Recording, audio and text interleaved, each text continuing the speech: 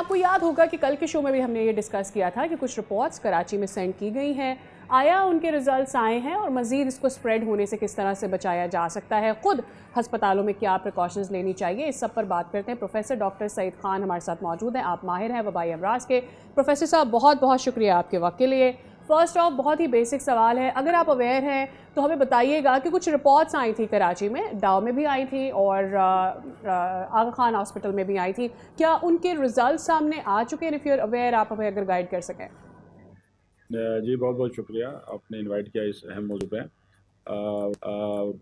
M پاکس کی کچھ cases جو ہے وہ خیرپور سے رپورٹ ہوئے تھے، اور وہ گورنمنٹ نے جس طرح اناؤنس کیا ہے اس کی انفارمیشن کہ اس کو ابھی کنٹرول کر لیا گیا ہے۔ کراچی میں اس وقت کوئی کیس رپورٹ نہیں ہوا۔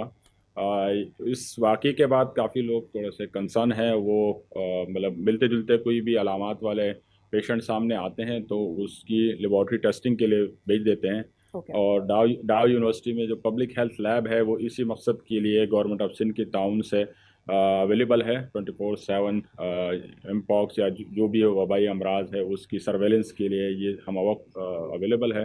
تو اس وقت کوئی بھی نیا کیس اس وقت رپورٹ نہیں ہوا، اور جو پرانے کیسز جو گورنمنٹ نے آلریڈی ڈکلیئر کیے ہیں وہی فی الحال وہی کیسز ہیں۔ لیکن کیونکہ تھوڑے سے لوگ الرٹ ہو گئے ہیں، تو جس کو بھی تھوڑا بخار ہوگا یا تھوڑا جلد پہ کوئی بلسٹر ہوں گے تو وہ سسپیکٹڈ کیس کے طور پہ لوگ لیتے ہیں، اور اس کو جب ٹیسٹ کیا جاتا ہے تو وہ ایم پاکس نہیں لیکن کوئی اور میں بھی ملتی جلتی بیماری وہ رپورٹ ہو سکتی ہے۔ پروفیسر صاحب وہ جو 7 ڈیتھس ہوئی ہیں وہ ٹیسٹڈ پازیٹیو ہیں منکی پاکس کے لیے، از اٹ دیٹ رائٹ؟ اس میں 4 کیسز جس طرح گورنمنٹ نے بتایا کہ وہ ایم پاکس پازیٹیو تھے، لیکن ان بچوں میں انڈر لائن بیماری دوسری بھی تھی، جس طرح ان کی جو ایک مال نرش تھے، مزید اور ان کو کوئی بیماریاں تھی، کمزوری تھی، جس کی وجہ سے ایم پاکس بھی ان میں تھا۔ اور ایم پاکس کے بارے میں یہی ہے کہ یہ عموماً جان لیوا بیماری نہیں ہے، لیکن جن لوگوں کی امیون سسٹم ویک ہو، خصوصاً وہ بچے جو مال نرشڈ ہو یا ان میں کوئی اور بیماری ہو، تو ان کے لیے یہ خطرناک ہے۔ عمومی طور پہ گاہے بگاہے اس کے کیسز رپورٹ ہوتے ہیں، لیکن ڈیتھس اب تک اتنی زیادہ رپورٹ نہیں ہوئی تھی، لیکن کیونکہ یہ یعنی اس ایم اسپیسیفائڈ پاکس نے کیٹلسٹ کے طور پہ کام کیا ہے۔ بالکل۔ All right. اور 2 طرح کے ایم پاکس کے ورلڈ وائڈ 2 ٹائپس ہیں، جس کو آپ کلیڈ کہتے ہیں یا جینو ٹائپس کہتے ہیں۔ تو اوور آل تو بیماری ہونا بری بات ہے، لیکن اس میں برائی میں اچھی بات یہ ہے کہ ہمارے پاس کلیڈ 2 رپورٹ ہو رہا ہے، جو کہ کم جان لیوا ایک کلیڈ ہے، کم جان لیوا جینو ٹائپ ہے۔ تو اس وقت پاکستان میں جتنے بھی کیسز رپورٹ ہیں وہ کلیڈ 2 کے کیسز ہیں۔ تو یقیناً احتیاط ضروری ہے، لیکن گھبرانے کی بات نہیں ہے، لیکن احتیاط ہمیں کرنی چاہیے۔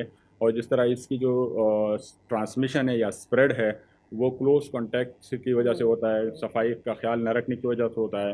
تو عمومی طور پہ اگر ہم اپنے آپ کو، اپنے آس پاس کو، اسپیشلی بچوں کو، جب ہم بچوں کو دیکھتے ہیں کہ ان کو ایسے صفائی ڈسپوزیبل چیزیں یوٹیلائز کریں، دوسرے بچوں کی چیزیں ان کو نہ دی جائے، اسپیشلی جب وہ بیمار ہوں، تو جس طرح فیڈر ہے یا ماسک اگر اس کو لگانا ہے یا اس کو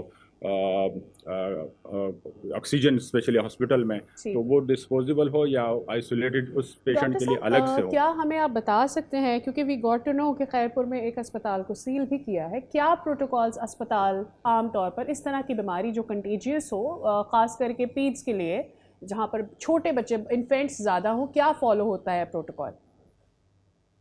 عمومی طور پہ تو یہی ہے کہ جو ہائیجین ہے اس کو انٹیکٹ بالکل خاص خیال رکھنا چاہیے پیرنٹس کو بھی، اور جب خدا نخواستہ بچہ ہاسپٹلائز ہو تو ایک SOP ہم کہتے ہیں IPC، infection prevention and control, کہ انفیکشن بچے کو ہاسپٹل سے بھی نہ ہو اور وہ بچہ ہاسپٹل کے اندر بھی انفیکشن پھیلاتا ہوا نہ جائے۔ تو دونوں طرف سے ہمیں پروٹیکٹ کرنا چاہیے کہ بچہ اگر بیمار ہے تو وہ صحت مند ہو کے گھر چلا جائے، وہ ہاسپٹل سے کوئی دوسری بیماری لے کے نہ جائے۔ ایک بیماری کی صحت یابی کے لیے وہ ہاسپٹل میں آیا ہے تو اس کو ہم کہتے ہیں نوزوکومل انفیکشن، ہاسپٹل سے کوئی بیماری مزید وہ ایکسٹرا لے کے نہ جائے۔ تو اس کے لیے IPC میجرز ہوتی ہیں، احتیاطی تدابیر ہوتی ہیں، جس میں صفائی ستھرائی کا خیال ہو سکتا ہے، ڈس انفیکٹنٹس کا استعمال ہے، گلوز کا استعمال ہے، पेशेंट को जो केयर करते हैं, नर्सिंग स्टाफ है, डॉक्टर्स है, वो ग्लव्स हर पेशेंट के लिए अलग ग्लव्स पहनते हैं।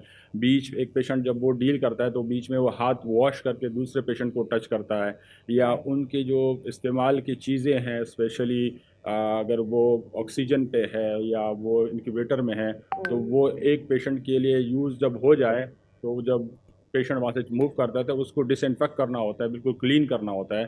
तो ये एसओपीज़ पे अगर अमल करें, और उम्मीद और ये एसओपी पे अमल होता है, ये एक गुड प्रैक्टिसेस हैं हेल्थ केयर की, तो कोई वजह नहीं है कि वो बीमारी अच्छा, फैले। ये तो आपने अच्छी मंकी बात पॉक्स इसमें के लिए बता दिया डॉक्टर साहब। अब चूंकि चिकन पॉक्स भी साथ ही साथ फैल रहा है और आपको ये पता है कि चिकन पॉक्स हवा में फैलना शुरू होता है, अब पीड्स में ये होता है कि एक इंक्यूबेटर, उसके साथ दूसरा, तीसरा और इसी तरह से चौथा कॉट, तो फिर अगर किसी बच्चे को इन्फेंट को खास करके चिकन पॉक्स है तो फिर तो उसे फिर कम्प्लीटली अलग से आइसोलेट कर देना चाहिए ताकि वो बाकी बच्चों में ना फैले।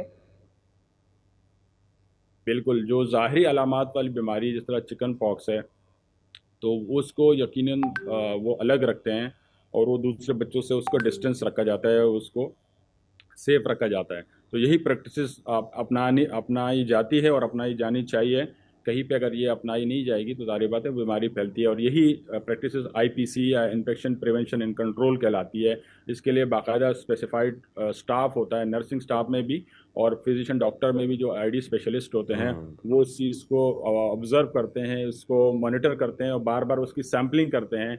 उस इंक्यूबेटर से, उस बेड से वो इन्वायरमेंटल सैंपल कलेक्ट करते हैं, लेबॉर्ट्री में उसका टेस्ट होता है कि खुदा ना खास्ता कहीं पहले से कोई ये वायरस या बैक्टीरिया मौजूद तो नहीं है। ठीक है। तो ये प्रैक्टिसेस रूटीनली ऑब्जर्व होती हैं हर अच्छे हॉस्पिटल में, हर अच्छे हेल्थ केयर सेटिंग में।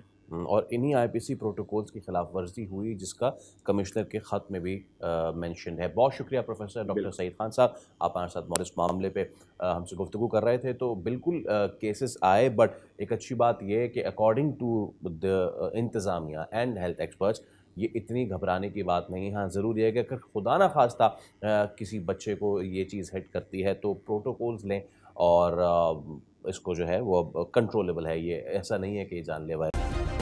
सब्सक्राइब करें और बेल दबाएं ताकि कोई खबर रह न जाए।